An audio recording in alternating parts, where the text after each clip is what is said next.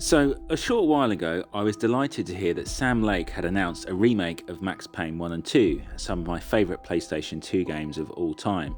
Back then, it scratched the itch for a Matrix-style slow-motion shooter a long while before the Matrix games like Enter the Matrix and The Path of Neo actually came out.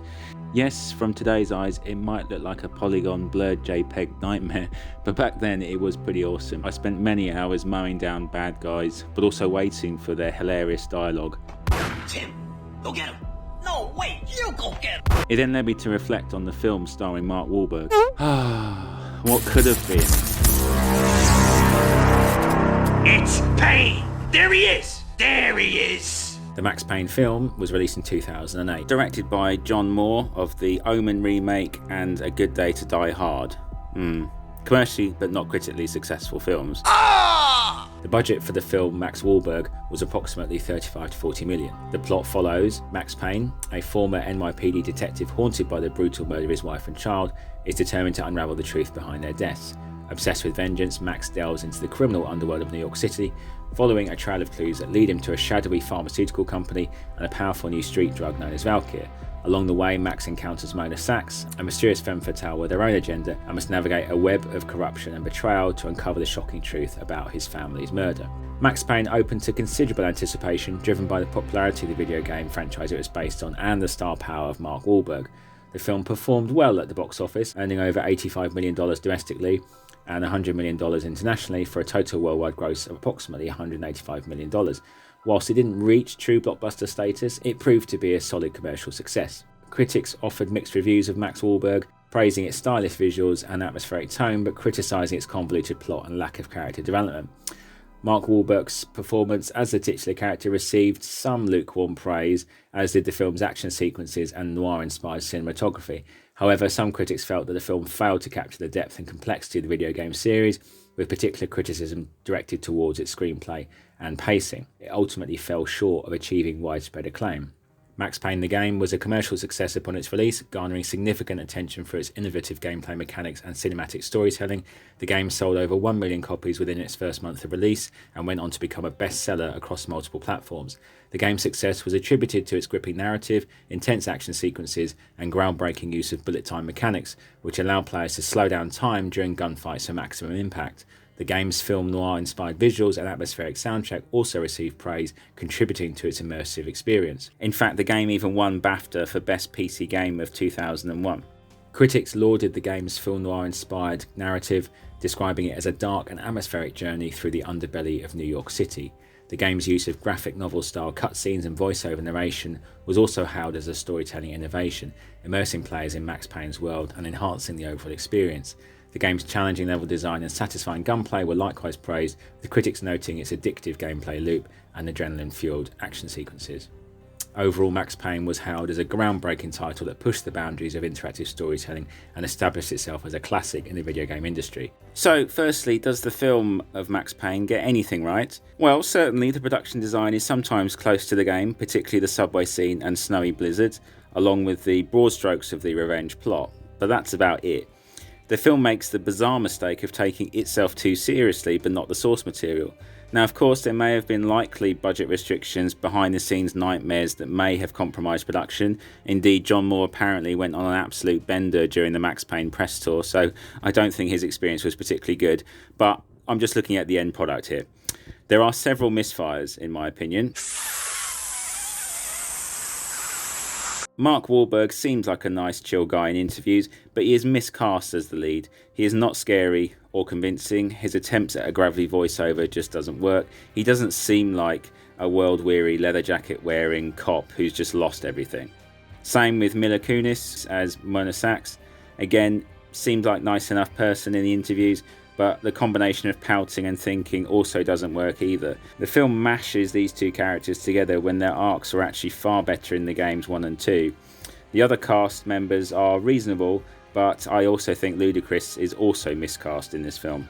We just don't believe them in the roles. The key scenes of the game, so the crying baby with the never-ending corridors, was one of the creepiest levels in the game not utilised in the film.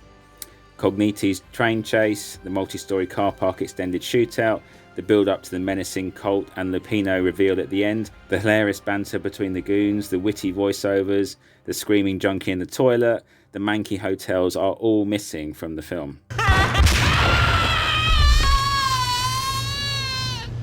The film mistakenly reveals Lupino very early on, killing any sort of suspense. It also makes a problematic supernatural addition of angels attacking victims. Now, I get this is some sort of drug-induced hallucination metaphor, but it does confuse the viewing experience. The ending CGI gun credit sequence tries to con you into thinking the film was more action-packed than it was. And yes, the office scene isn't bad, I suppose, but overall it was a crushing disappointment for someone that was a huge fan of the games. The intense thrill of the slow-motion violence just wasn't there, and it's nothing really spectacular. Once you've watched it, you're unlikely to rewatch it again. In short, the film failed to capture the fun, sleaze, intrigue of the game, and if people had just watched the film and not played the game, it would not encourage you to check out the game. The musical score was totally underwhelming. The game's distinctive theme tune by Katsushi Hataka and Kino Kajatsu, sorry I've totally mispronounced that, is an absolute memorable classic that should have been used. And in fact, I think the studio head of 3D Realms actually issued a public statement against the film, disapproving of the many changes, and there's plenty about this written online. What should they have done instead? Well, in my opinion, they should have doubled down on the strengths of the Max Payne IP. Essentially, at its core, Max Payne is actually a fairly standard cop who loses everything revenge plot. Similar to like Memento, if you actually watch Memento chronological order, he meets Natalie, who's a femme fatale, and he kills the guy who he thinks responsible. It's the moving backward plot and the memory loss protagonist that makes the film unique. So instead of the film leaning into the revenge plot too much like the film does, it should actually focus on the best aspects of the game. For example, the banter of the goons, the extended and ultra-violent set pieces, the serious variety of weapons, more voiceover, graphic novel style panels. Instead of glamorizing the Valkyrie drug by adding this sort of supernatural element, what they could have done is they should have just shot it in the narco or squalid train spotting style.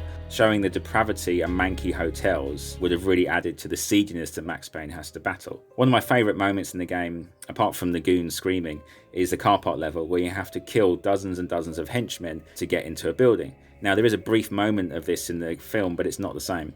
This should have been at least a 10 to 15 minute extended set piece, much like John Wick or Hard Boiled. Hard Boiled, if you haven't seen it, is a 1992 Hong Kong action film starring Chow Yun-fat, directed by the legendary John Woo. It's about a police inspector investigating a brutal triad killer. It contains scenes of insanely excellent slow-motion violence in scenes such as the tea house and hospital, consisting of a 5-minute long take. This sort of approach would have worked perfectly in the Max Payne film as a source of tension and spectacle. John Woo is even name-dropped in the game as one of the passwords that the goons say to gain entry to a building. Clearly Woo was an influence, so having Woo directing Payne would have come full circle. And let's not forget, Face Off is one of the most bonkers and brilliant action films of all time. Casting, my most controversial choice, instead of casting Mark Wahlberg, I would have actually approached Johnny Knoxville. He looks similar and he dabbled in supporting roles in Men in Black 2, and who knows, maybe he would have relished the chance to do a serious dramatic role.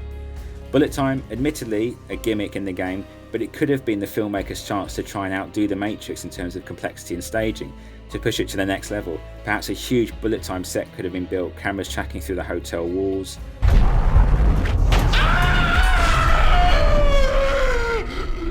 But collecting evidence for why this film should have been better got old a few hundred bullets back.